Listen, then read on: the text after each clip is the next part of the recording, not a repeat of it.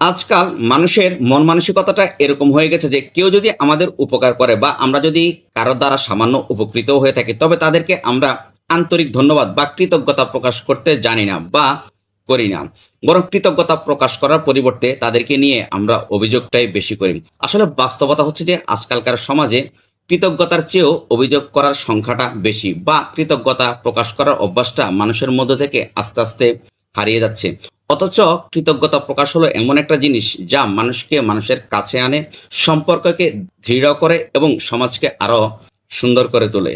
আসলে কোনো ব্যক্তির দ্বারা আমাদের সামান্য উপকার হলেও আমরা যদি আন্তরিকভাবে ধন্যবাদ আর কৃতজ্ঞতা প্রকাশ করতে জানি, তবে সেটা শুধুমাত্র উপকারীকে নয়, বরং নিজেদেরকেও সম্মানিত করে।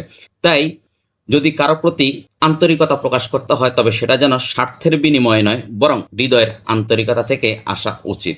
সুতরাং অভিযোগ করার পরিবর্তে যদি কৃতজ্ঞতা প্রকাশ হয়, তবে সমাজে মানুষের মধ্যে মানুষের দ্বন্দ্ব কমবে, আর ভালোবাসা, সহমর্মিতা আর শান্তি বাড়বে। Thanks for watching.